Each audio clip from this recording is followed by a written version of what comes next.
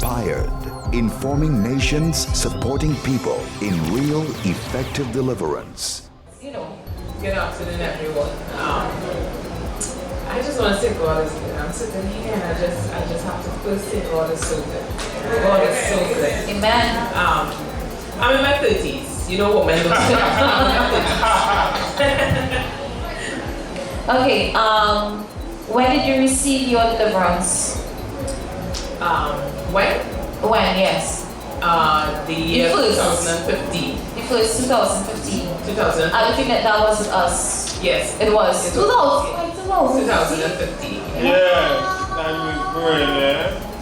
Okay, I didn't realize it was so far back. Okay. Are you married, single? Still single. Single. Do you have kids? Yes, I have 2 children. Oh, how old are they? One will be 21 and the other one will be 11. Yes, that's the grace of God. Chanel, is it? Wait, you got Chanel by the way. You look very good. Okay. Alright, at the time of your deliverance, what it is that made you think that you needed deliverance at the time? What was happening with you? Well, I was working a contract job. I'll never forget that. I was in the airport. I had met Derek years before that, like through a good friend of mine, Raymond Oki. I don't think Derek would have remembered. And I'll never forget my sister got her first phone, those the new age phones, not the Me Too. And Derek came in with Raymond. Raymond came to, I can't remember what it was, but he came in and stuff, and I remember the song that he transferred to my sister's phone. Oh gosh, it was something somebody's soul could have catch a fire or something like that, to that effect. And I'll never forget that. But thereafter, I would hear Derek on 19.1. And I was working at the Bond in 2015. And my supervisor there was a Christian. She's from Open Bible as well. And I was listening and I heard of the ministry, yeah. I got the number, and it's right there on work and stuff, and I called the number. I'll never forget that. It was April the year 2015, and I got a date for October 2015. And that's very early. Yeah, so when my actual deliverance came, when they called me, they contacted me the day before. It was the 20th of October. Never forget that. And the day that they contacted me and stuff, I was like, I had forgotten that, because it was so much time that had passed. So the day they called me before, they told me about the deliverance is for tomorrow. I wasn't working any time, I had already finished the contract job. But I came. I remember that, I was a born again Christian before that.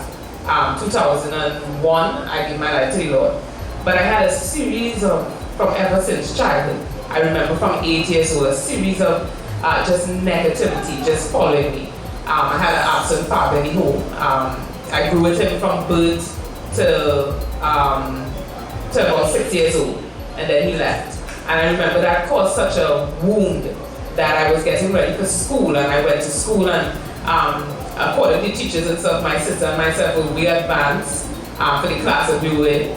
But they always mentioned to my mother this thing that, I would be there, finish my work and stuff, but I just go off into space. And I remember just, thinking about my father, why he left, if he wasn't good enough, if we did something, if it was our fault, So I went through all my life with that kind of thing over my head.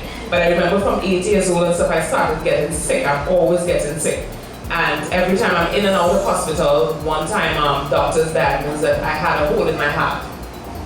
Then they did a series of tests and stuff. They came back, they said it wasn't that. They thought it was asthma. Then they said it wasn't that. It seemed to be bronchitis. And then eventually another doctor and stuff realized that it was nothing at all. Right? But I was just getting sick, and every time I go to the doctors and stuff, there was nothing. They couldn't find out what it was, but physically, they were showing up ailments. I had a series of headaches from 8 years old straight up. I'm always having headaches. So it was just a lot of misfortune that was happening and stuff where physical illness was concerned. And a low self-esteem, of course, I would say came from the absenteeism of my father. Right? So coming to meet Derek, that's a little bit of my past, right? From then till when I met Derek and me. When I met them, I mean, I love the Lord. I had my 2 children already. In the Lord, serving the Lord. But some of the things that I discovered in this deliverance was mind-blowing. I remember when I came and Derek did the interview with me. Because when you come for the deliverance and stuff, they'll do an interview just like how when you go to the doctor and stuff, they'll take, they'll try to find out about your family history. Well, they did something like that. And I remember when Derek asked me one question. He said, "You want to be married?" So I said yes. And I'm like, in the back of my mind, because I'm not a rude person at all, but I'm very straightforward. And I was like, to the back of my head, like, who would want to be married? I said, yeah, of course I want to be married. He said, I want to be married really bad. But of course, he would have asked me about past relationships and stuff. I had 3 relationships. That time that I was there, when I came there, was my 3rd relationship in my life. Serious relationship, that is. And all 3 I was engaged, but never made it to marriage, right? My 2nd relationship was close to marriage, where dress was coming in and everything like that and stuff, and then that was it, right? The relationship ended. And so, of course, yes, I wanted to get married. And Derek said, there is a spousal spirit. And I said, what is that? And he began to explain it and stuff, and I laughed. But I realized when I look back at stuff, even there at the interview, I was not even in the room for the deliverance session to begin as yet. When I laughed there, I remember the laugh was not me. I was being delivered at that time. Deliverance wasn't taking place, but I remember the provocative laugh that happened when he said that, and I said, but that didn't even sound like me, and it's only day after during the deliverance and stuff and having heard what happened and stuff, then I realized I didn't even recognize that there was so many things that was going on in my life for years. I had my certificates, had my subjects and stuff, and could never get a permanent job. I always got a job where it was just contract, and when the contract is up, sometimes I'm out of a job for 6 months. I'll come in and get a 6-month job again, a year, 2 years, and then I'm out of a job for a few months again, or a year. There was one time that I was out of a job for 4 years, right? I'm telling you, so even, getting to understand what the spousal spirit was and stuff, it came with other things. There was a lot of different things that was attached, limitation, lack. It was so much that I discovered through the deliverance. Okay, we are going to take a view of Channel's video now. She's mine! She's mine! Ask her mother! I tell her mother! She is mine! From since she born! You hear me? She's mine! She's mine! Who is you? Who is you? Who is you? Who are you? You trying to take her? Who are you? You trying to take her? Who are you? You're trying to take her? Who are you? You will never know. Who are you? You will never know. I don't know already. You will never know. I don't know already. She's mine. I don't know already. She is mine. I don't know You already. hear me? Blood of Jesus. She is mine. I don't know already. She's mine. She's mine. She's mine. She's mine. She's mine. You hear me? She's mine. Her mother gave her to me. How? Her mother gave her to me. How? Her mother gave her to me. How? Ask the mother about the dream. What dream? Ask the mother about the dream. What dream? She said she was supposed to take the pot of gold. I gave her the pot of gold. What word? I gave her the pot of gold What? behind her grandmother's house. You see how she suffered? The mother should have taken it. You see how I have her? You think them knees and them is what? At what? What arthritis? Them knees is I do her that. When you do it, why you do that? I do her that. She's shopping. Hey. I asked for her. I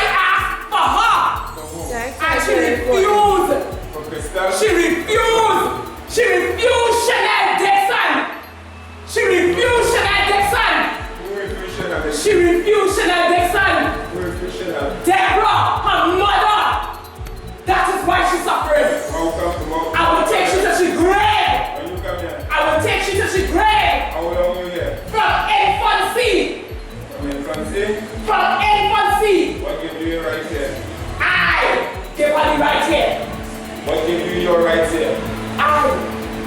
What rights have you here? I want her. I want her. What have you done? I want her. I told her mother to give her to me. What have you done in her I life? told her mother. I told her mother. And what her mother did? Her mother did not do it. That is why she suffered. Okay. That is why she suffered. How did you enter here? From infancy. How? And you say you know? What give you your rights? And you know? Why you asking me? What are you to her? Why you asking me? What are you to her? I am her soulmate. You understand? You're a soulmate? I am a soulmate. You consider yourself a husband? I am a soulmate. You consider She ain't going nowhere for me. You consider yourself She's not going nowhere. She's not going nowhere. So you're married to her? Yes, she's mine from birth. She's mine from birth. Okay. She's mine from birth. She ain't going nowhere. She ain't going nowhere. So She ain't going nowhere. She ain't going nowhere. what have you done in this life? She ain't going nowhere. What have you done to her? I use her. How? Abuse her. She's mine. You abuse She her. is mine. How have you used her? She is mine. How have you used You're her? supposed to know. Why you asking me? How have you? And you have the answer? And you want to talk? Because You have the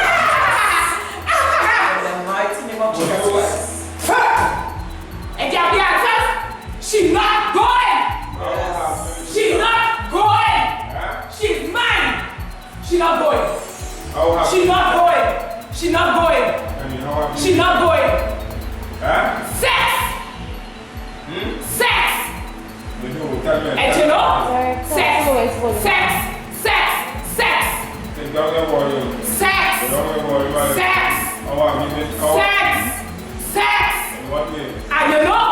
In what way? Why you asking me? In what way? Why you asking me? In what way? And you have all the answers? You have all the answers? Tell me what She's happened. not going nowhere. You going somewhere. She's not going nowhere. She's not going with She's you, but you mine. going somewhere. She's mine. She's mine. She's mine. She's mine. She's mine. She's mine. She's mine. Cripple them. None of them will see their way. None of them will see their way. What have you done with that? And she wicked. She should have give her to me. What have you done with that son? Give her to me. What have you done I with spoil that? the brains. Yes, your ears? Yes, your ears?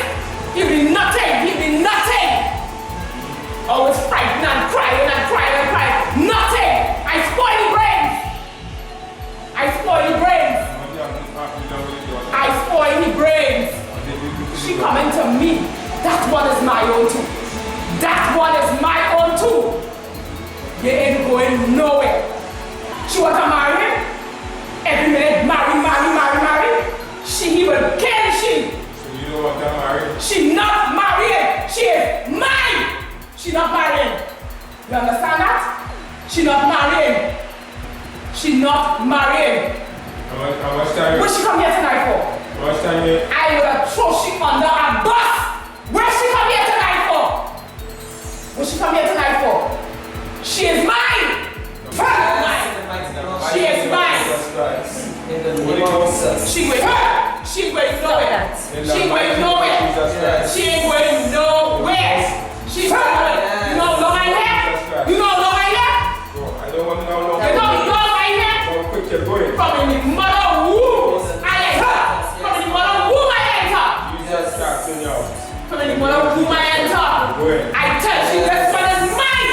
What is not yours? I tell you this child is mine. Never was it. Jesus. It's five she have and I tell you I want this one. She belongs to It's Jesus. five and I want this one. Belongs to Jesus. I want this one. Jesus had a fight. I want this one. Jesus. I want this one. Jesus had a I want this one. belongs to Jesus. I want this one. Never. Five she have. Five. She greedy. Five she have. It's one I ask you for. One. I ask her for one. I ask her for one.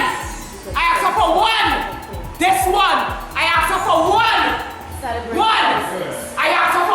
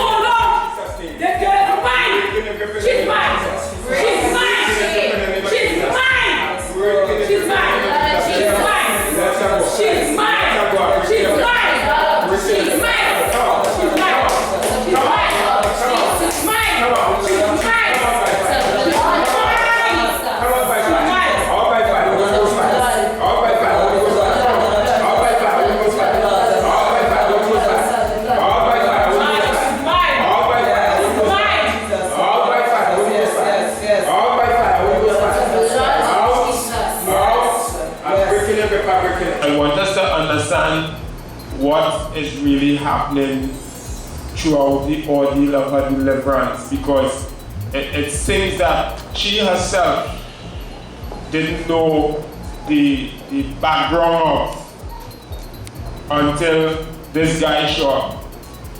And I like to call him the other guy. So Chanel, can you give me some clarity on this, please? From when had you spoken to your mother about this after your deliverance? Yeah, after the deliverance, like the gentleman was saying, I was there and I was aware of everything that was happening, but you know this is not you. Even the loudness and the anger and stuff, it's not me in my my personality. But I'm there and I'm hearing all of this, but I'm not in control of my body. I'm not in control of what was being said. And I remember just as he said, I said, this is not me. Chanel, you can control this. This is you saying this. But I realized, I was there conscious, but like if I'm unconscious, and I'm fighting to stop saying these things and stuff, and then I realized it's not me. It couldn't be me. And after the deliverance, knowing that I remember hearing some of the things, I asked my mother about it, and I'd never heard about that before. And she told me, yes, she had a dream when I was 8 years old, right? This was my best friend. This was my comfort when my father left. So I would have this finger in my mouth all the time, and I walk around with this made pillow everywhere I'm going with this pillow. I remember she said that she dreamt that she was standing in this yard, which would have been the yard that we were living in, the house that we were living in the back of the yard. She said that she was hearing this voice, and this voice, she said she was not seeing anybody, and this voice was telling her, showing her things. She said she saw this picture up here. She said this person showed her a house with a car parked in the garage and told her this is her house. And she said no, in reality she knows that she doesn't have a house of her own and she doesn't have a car. And then she said she heard this voice again saying, but not seeing the person, the voice saying, look over there. And then she saw it was behind, my deceased grandmother's house. And the voice told her, if you go there, I buried something there for you, right? And she said when she looked around, she saw me standing in a corner with my finger in my mouth with this pillow. And she said, what is she doing there? And then she heard the voice said, just give her to us and all of this will be yours. So prior to the deliverance, you have never heard of that before? No, I didn't hear about that. Never. No, till I asked her. So you all see the reality of what I'm saying? This guy came and Bob him out, was exposed by God that day, said unknown things that she did not know of.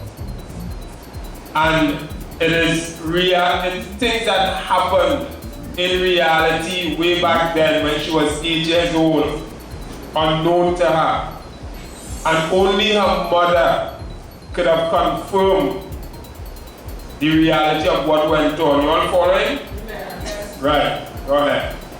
I would this was new for my mother as well, because my mother was totally unaware of all of these things. She would have thought that back then it was just a dream like any other dream, because I remember her saying, what is the agreement she did when they showed the house? I remember her saying when she saw me, she was, even though she was not, yes, she grew up praying and stuff, but she didn't know she was not exposed to all of what I know, that the information that I have now. But she knew enough to know that she's not going to give her daughter in exchange for anything. So she said she remembers saying, she said she didn't even know how that came. I rebuke you in the name of Jesus. And she said that was it, right? She said the voice cut and she woke up out of the dream. So that devil sought other avenues to attach himself to get to you. One of the things I remember in your deliverance, when I look back at it, I just really chuckle, I just laugh. Not at you, but what happened to me, right? I can recall walking into the room calm with Chanel because she really desired her deliverance, and she said she was, kind of into spirit and went this, and so I sort of like explained and whatever. And as soon as we got into the room and we decided to do the renunciation and then, wrong with you? Ah! You trying to take it from me? What you do? Boy, I jumped. Honestly, when I remember that, I jumped. So what you're seeing there from the beginning, that's not the beginning. That guy really put up a fight and opposition. He challenged me. And her deliverance literally lasts about 3 to 4 hours, somewhere around there. And I said today, no, my sister, today, not today. You see them there, that's little babies, And the top level in the crowd right there done unnoticed right now. But trust me, I will fight for them any day. Yes, Chanel, my dear. So, your mom spoke to you and she gave you this info, right? I want you to explain to us, how was the relationship then with your mom? Yeah. I was always very close to my mother. There's 5 of us, as was mentioned. But I was always very close to my mother. We never had, there was no challenges, no issue. Everywhere my mother, when she took me out of the 5 children, we could have she always came to me, we could have always communicated. Communication was very well between my mom and myself. What I saw happen with, as I mentioned, when my mother had a dream, I was 8 years old. It's that same age that I began to get sick. Throughout until I met you all and stuff, there was always bouts of illness. Every minute there was something that's showing up physically. But when I go to the doctor, I run tests and nothing. The test would always come back normal. Because that's one of the questions I was wondering about. It had mentioned the illness, but at the time I'm trying to figure out who was it referring to being ill. How is your mom's health? So that day, what I'm hearing and stuff, it was my mom that the demon was speaking of. She didn't want to give her to us. This is why we have her, so we'll cripple her. So my mother came, she was good all the while throughout her life, and just somewhere in her 30s, her late 30s, I remember hearing her when she come from work complaining for her knees and her ankles and, it paining her, and she'd tell my masters, rumble foot for me. But, you're just thinking it's life daily, up and down. She's a single parent and she's working hard, she's doing so many things, so you just think it's probably wear and tear in the joints. And of course, later on in the 40s, it continued, and we went to a doctor, they told us that it's arthritis she had. And it just stayed and started getting worse. So it was like from today, was just the pains, and like within a year, it just reached really bad where it was problematic for her to walk. And when we took her back to the doctor and stuff, they said they diagnosed her with osteoarthritis, which just said it's the arthritis in the bone, right? And from then, it just started deteriorating really quickly. So we tried so many things, all sorts of things we tried and stuff physically, but nothing. You mentioned earlier on in the introduction to who you are, you were in 3 serious relationships and all of them you were engaged. Right. After seeing your video clip and hearing, she's mine, she's my soulmate, she's mine, and that's all they were stressing on majority of the time, did you become more enlightened to why these marriages was not coming into fruition? Yeah, because I remembered with my son's dad, so of course I said that my daughter will be 21, so that I can tell everybody and stuff that I would have had her really young. And that relationship, there was just arguments in that relationship for sometimes, just to draw a point, you can move that bottle from here to there and there'll be an explosive argument. And when you reflect, you want to know, well, why, that was so simple. There was no need for that argument. My son's father now is like about 6 years after I met him, and both of us are Christians, and we were really, really close. That was the relationship that was heading towards marriage. And from the time we got engaged, everything was very well. From the time we got engaged, things started to go really chaotic. It was one negative situation after the next. Then we came, of course, and we got pregnant with my son. But that turned everything totally upside down. Until it reached that point and stuff where, we just decided that something is not working. And rather than we stay around and stuff and we feel like the connection has gone, we're not going to stay in that and disrupt the children. Because the same thing started happening. There would be arguments and there was this anger when the arguments happened, and so this bout of rage and anger and stuff that when you look at the person in the natural and stuff, that's not my personality, but it's a kind of anger and stuff that I can tear you to pieces, back then. Guys, watch how beautiful Chanel was. And she's very beautiful. And one might ask the question, how come she is not taken or has not been taken? Or what with them fellas and them? Them may seem good material, them like good woman ways, them kind of talk they will get now. Because that is beauty, right? But behind the scene, it have a guy with fighter for what they believe. It's them own. You understand? And there is more worse than on a man. You understand? You ever hear about Joe Grind? It's a kind of those. Wait, what? Joe Grind. That's the nickname for the owner, man. Yeah, that's the guy who moving on the side and that kind of thing and taking away your wife from you. Them will just mash up anything that's heading God's way.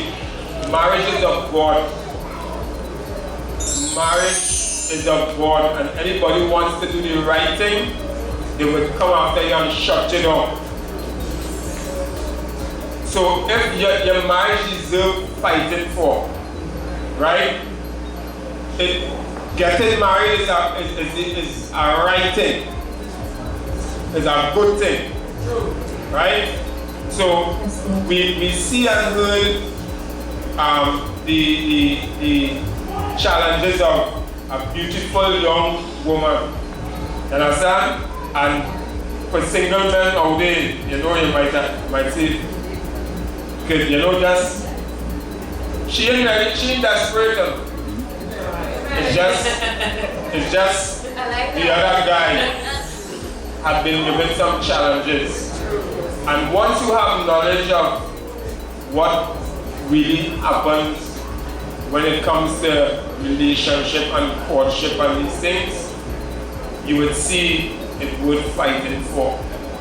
You understand? And I guess, Chanel, you see things differently. Well, this situation with me wasn't just with me. When I looked and stuff, it's only when I came to deliverance and stuff, I recognized what was happening in my little immediate family, because this was happening with all my siblings. The exact thing that was happening with me was happening with my siblings. Because I have a sister that looks pretty much like me, and it's the same thing that happened with her, right? I have an older brother, it's the same thing that happened with him. So I saw, and there was just serious lack that was attached to the family. So you're seeing that we are, and this goes way back, because I see it with my dad, right? My dad is like, I've never met any human being that has the amount of education, gifting, talent that this man had. But he has still never really, and I'm not just saying that because it's my father, anybody who meets him will know what I'm talking about.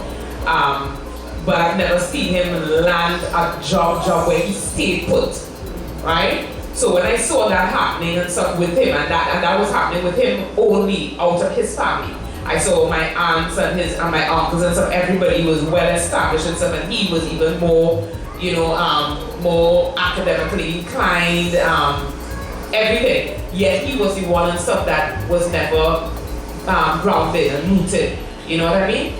So I saw this happening and stuff. So it's not just on my mother's side, and I only recognized all of this. I saw the problems and stuff beforehand, right? But I'm just thinking it's just people's choices that happen like this, you know. But I saw when I came to the deliverance and stuff, I realized that what was happening and stuff it's also attached. So we get it like a tsunami. It was attached to father and mother, and then came down. So that's where we saw the open doors from maybe their ancestors to them to us, right? Because my father was married probably multiple times. My mother never got married. She herself as well reached close to marriage and didn't get married. So, were you experiencing rebellion where your children is concerned while going through these ordeals? No, I remember with my son. My son, he was always very clingy and very fearful and crying and there was one time he was bullied in school, and we were just thinking, okay, well, when he started off primary school, we were thinking that it had to be because of the trauma that he experienced. So he was just about 5 or 6 years old. And, I had to go into the school. A social worker came in, and the social worker sat with me, talked with my son, and she said, this child is amazing for 6 years old. She said, I sat with him, and she had to sit with him and talk personally, one-on-one. And she said, this young man, she said, for 6 years old, like an adult trapped in a child's body. She said, the things that he said to me is so profound. She said that it seems so different to the report that I got from the teachers, right? Where he would, if anything happens at all, he shuts down. He can't write, he can't function, he'll come down with these crippling headaches, bad headaches, stomach ache. As he hit the schoolyard, his stomach aches, his headaches, his cold sweat. Series of occasions I have to be coming from work and stuff, being called like all 9 o'clock, 10 o'clock, come pick up his son, he's not well. And from the time he leaves the school gate, he gets home and stuff, he's okay. So even when we heard with, that demon and stuff, it's the mind, so it was even after him shutting him down academically, And I would not have known that and stuff until I came to the deliverance. So one of the things that was mentioned was the sex. And in mentioning, not to cast judgment, but you mentioned that you were saved, but you still got pregnant. Yeah. While getting saved. Could you give us some insight to what your struggles were at that time with regards to sex? Is that okay? Yeah, it's okay. When I heard that and stuff, I could say it wasn't like you having a lot of intimacy here, there, everywhere. Because to be quite frank, with my son's father and myself, it was something I'd say amazing. Because in all our relationship, it was 2 times we ever, because of the fact that we were Christians, twice we ever were intimate. And the second time is when I got pregnant with my son. So I would think and stuff that when I heard that sex there, it would have been the spousal spirit having sex with me. Why I said that? Because from very, very young, I always have these dreams about, my first boyfriend, even after we broke up and stuff, I'll have dreams that I'm actually having intimacy with this person. And that happened a series of times, and every time, like every night, every other night and stuff, it's like these sexual encounters and stuff I'm having, like dreaming. And you broke up with somebody and stuff, and in the dream and stuff, you're not with this person, but even though you're separated and stuff, sometimes you separate and it's not a relationship that you probably really wanted to be over, but it was over because of whatever negativity. So in these dreams now, you're feeling like if it's this person, you're getting an opportunity again to be with this person. So it would be like every other night I would be having these sexual encounters with this past person. So it's kind of like a spouse spirit operating through a soul tie. Yeah. Kind of thing. But it just wasn't physical, it was in my dreams. It was in your dreams. Did you ever find yourself like being tempted or felt like you're being led to go back to that relationship? That's also ties. Yeah, and that relationship was so awful. So the only time I would feel, so I had made a conscious decision to walk away from that relationship. Now I'm talking about the first relationship I ever had. And so I had made a conscious decision. I am the one that actually left the relationship. So in reality, because of what I loved the individual, but I knew that it was not healthy for me to be there, right? So I knew that I would not, make a conscious decision to go back because of what I left.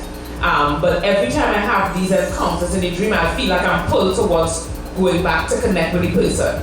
It never happened though, but I feel that pull because that person had already moved on with their life. But every time I get up, I feel that pull, you feel like you want to see that person, you even want to have that encounter with the individual. And that is the pull of soul ties. Of when it is that, we have relationships, and they're probably sexual in nature, and we don't sever the ties spiritually, that the enemy could use it as a tool through dreams and all these different things, and people get dreams about having intimacy with exes and all these different things to kind of hold your, fire stick? Try and catch fire stick kind of thing through the dream to make you return to what you just came out of. Yeah? So one of the things that really struck me that was made clear is the way spouse demons operate. Where are you now, though, Chanel? Can you tell us where you are from there? Where are you now? I smiled because back then, when I came here, it was to find out all of those things and made such sense. I remember never being able to get a job. That's part of the whole spousal thing, as Derek told me. That they come with so many different things that they're attached to. So one of it was the lack, right? And not being able to land a job, not being able to have finances. And I remember after the deliverance, I sent out resumes. I had just finished my contract job and I was home for like about 3 months after the job. And after the deliverance, there was a friend of my sister, that she passed my resume to that person, and that person was supposed to pass it to a niece of his own working in TNTech. Lo and behold, he was connected to somebody at the present job that I'm at now, and he decided to pass the resume there. So that place that I'm presently employed, I'd never heard about it before then. But I'm just saying how good God is, because immediately after the deliverance, I went on a prayer and fast. My sister and I decided to pray and fast, and I remember in our living room, and I prayed and fasted the first time just on water. And I remember, just for reinforcement, because as this gentleman was saying, the fight that came after the deliverance, I could not imagine. I was angry because that day was just a piece of what Derek showed you all. There was a spirit of anger and rage and you name it, it was there, right? Yeah, I remember when you came back the second time. Yeah. We didn't even reach the room. And as she sat down, the demon said, wait, you come back again? Pointed at Derek. I tell you, she is mine, leave her alone. And this is before all the other candidates, which is why we're saying to load on the phone, because we didn't want our business to be heard outside. Yeah? And that's what the enemy tried to do, is to shame sometimes. But I remember when you came back the second time, the rage was there. Yeah, so there was a serious spirit of rage and anger. Listen, I'll be really calm and stuff, but if there's something, especially if I know that I'm right about something, oh my God, I would have been really ticked off to the point of tripping, right? Yeah, that's how bad the anger was. And if I know that you coming at me and stuff, okay, when you come in, I will deal with you because I'll grab you, snatch you, do some kind of thing, you know what I mean? But that was way back then, I'm thank the Lord I'm delivered. No, but there was just such a spirit of rage and anger, but in reality, when you look at me, you can't pin that with that. You can't pin me with that, because it's like, that's not who I am. It's only something really, really, and sometimes it's something so simple, and you want to know why I get so angry about it. And again, I didn't know it was a spirit of rage and anger until I came here. So I was talking about the job. So we began to fast and pray, and I remember while we prayed and fasted, I literally felt like something was, there was a tie around my waist, and somebody just unknotted, like there's a cloth you put around your waist and it's knotted, and somebody just unknotted, and I just felt, and my sister listen, this is the gospel truth. My sister literally heard the wind. I heard it, I felt the wind, I felt like something loose from around my waist. And I heard, like, you know, like a wind, and my sister said, oh my God. And I heard the Spirit of God, because I knew God's voice enough to know when He's talking. I heard the Spirit of God saying, there goes the spirit of lack. And let me tell you all something. 2 days later, now I had gotten this phone call for this interview in this place that I work at presently in October that same year of my deliverance. And they had lost my resume. Can you imagine this? Right? They lost my resume, so they never called me back. And let me tell you all how this thing is real. Let me tell you how the devil is real, but Jesus Christ is even more real. Right? To tell you how that thing works, they did interview on me. Everything was set. It was just for me to come in to start and stuff. They lost my resume. They never called me. And after the deliverance, my God, God is so good. In November, they contacted me the ending of November after the prayer and fast and stuff. They contacted me and actually told me this, that they lost my resume. They have no information. They said no, absolutely no information on me. So they would like to know if I can come in again and to do a re-interview. Can you imagine this? So when I went in, I mean, of course it's no fault of mine, so I just felt like I didn't have to go through this whole thing again. I was on you all, you understand? And from the time the manager started speaking to me, she said, here what? She said, we have an opening for a permanent position. You know what I'm telling you? And this was years, ever since I know myself and I began to work. I started to work in 1998. I had my daughter in 1999 I began to work. From 1999 to 2015, I had never ever gotten a permanent job in my life. Can you imagine this? And thereafter the deliverance, to tell you this thing was real, you understand? And how long we could be in ignorance without information. And this is why, you know, the word of God said, my people perish for a lack of knowledge. So, you know, we have this saying, and so what you don't know can't hurt you. That's a lie from the pit of hell. What you don't know will destroy you. You understand? Because that's what I saw with my life and my family life. And I just have to pause for a moment and stuff, because, you know, the word of God says give honor to who honor is due. You don't worship people, but you honor the sacrifices and, you know, and the obedience that these people have to God, because had it not been for their obedience, one like me would not have discovered this information. You know, so I just want to pause and thank God for them, because the kind of work I alone, let me tell you, I took about 3 or 4 hours and it didn't end there. You understand? This thing was covered not to leave me. You understand what I'm saying? And these people tarry with me and to know if I could call on Derek, hardly ever, if I call on Derek after that time that I got to know him, hardly ever, he will not take the phone call. Sometimes he will answer and he will say, should I let me call you back? You know? But he will always, you know, try to call back. If you don't call back today, he calls tomorrow. And he would pay attention. And I'm hearing this gentleman, and I heard Sakoni, and so I could just imagine how many people, right? And then to have, you know, to have a wife, and this is happening. You understand? It only has to be the will of God, and, you know, and they being called to this ministry. You know, it's not just him, but her. Because I can imagine if she didn't know who she was, you understand? And if she herself wasn't delivered and know, you know, the will of God and some of what God is doing, I'm betting you and some all these people calling my husband phone and stuff, it can become tiring. But my God, they surrendered their life. I mean, sorry, I had to pause and say this, because I'm telling you all, I knew where I came from. I'm not where I want to be, but I'm not where I used to be. You understand? And I got to give God thanks. I want to thank God for His hand in these people's life and their constant obedience to God, because I mean, to deal with some of these cases is easy. You understand? And for them to stay faithful. You know what it is for this woman to have a job and stay until 3 o'clock in the morning, 4 o'clock in the morning, then have to go to work? And for him to go to work, I mean, this could only be the love for Christ that they are doing what they're doing. So I give honor to who honor is due today. I give honor to Rachel and to Derek and to the whole deliverance ministry, because I know it's not their friend. Because I know the other folks and stuff carry with them as well. Right? I had to pause and say that, because some of these cases I remember that they were actually in the room with me as well.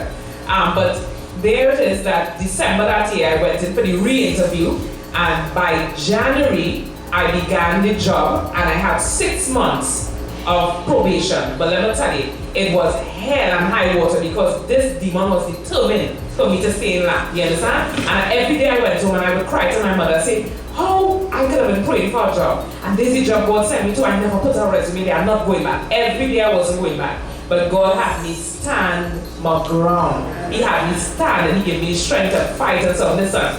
It's from co-workers to supervisor. Everybody was plotting for me to not get this job. And on the 5th month, so by the way, my probation was in 6 months, and by the 5th month, I was made permanent. You heard me? And today I'm working there. This year is 3 years since I'm in prison. You know, it's still a fighting, but now I know who's behind it. When I want to give you a piece of my mind. Before, I understand, I learned so much in this, because after the deliverance, I began to do research for myself and continue to look up on spouses and spirits and this and that and you name it. I was bombarded by information. So now I was able to know when I see somebody, this is the shell that I'm seeing here and the spirit that is actually working behind it. So sometimes I see they coming at me and stuff and I say, oh Lord. I remember the first time it happened, I run up on there and say, there can't even, it's red fire in this food. You understand? And I tell somebody off today, my supervisor, like I have some of my co-workers here who are now saved, sanctified, living for Jesus, and they came and they also got deliverance. Right? I mean, I just saw God did some miraculous things in my soul. You want to know where I was and where I am now? In that same workplace and stuff that they didn't want me to stay. 7 young ladies and stuff didn't know the Lord. When I went in there, they was like, Lord have mercy, the kind of conversations I used to hear. I used to feel like my earlobes was melting. And today, all 7 of them gave their life to the Lord. We started a prayer group, right? We started a prayer group and God has continued to take us from strength to strength. Every one of them is saved. None of them was married and stuff when I went to work there. Now 3 of them are married. I'm telling you, I just saw God did some miraculous things. As I said, there is still a lot of fire going on in my workplace, but I know how to deal with the fire now. You understand? When they give me fire, I give them Holy Ghost fire. You understand? I mean, God has been so good. And you know, even last year, I don't like to say this much, but all this is a part of the testimony. Right? Last year at the prayer group started in 2016. 2017 we started the prayer group. Ended up 2016 into 2017. And I just saw God took this prayer group. We came under real fire. They threw me out of the office. They said I was a witch, all kind of things they did, but I continued because I saw. And today, one of the young ladies who were a part of the group got married on March 30th. And the manager who said that I was all sorts of things called that young lady inside and gave her $3,500 for her wedding and told her, right, the way that she saw her when she began to work there. Now that young lady, 7 years she's working there. The way that she saw that she was today, she's proud to see the woman that she is becoming. Amen. You understand? And that particular young lady that I'm talking about didn't believe in Jesus Christ. My co-workers here can testify. And she said, Chanel, before you came, listen, I had other Christians here, but I know there was hypocrites. None of them could have get through to me. Right? She had believed in black supremacy and all those different things. And today she's serving the Lord. She got married on March 30th. And I just see God's hand. Oh my God. It's amazing. I still have struggles. I still have fight. But let me tell you something. I know now who fighting for me. You understand? I know who behind it. And I know now what I have to do also to counteract it.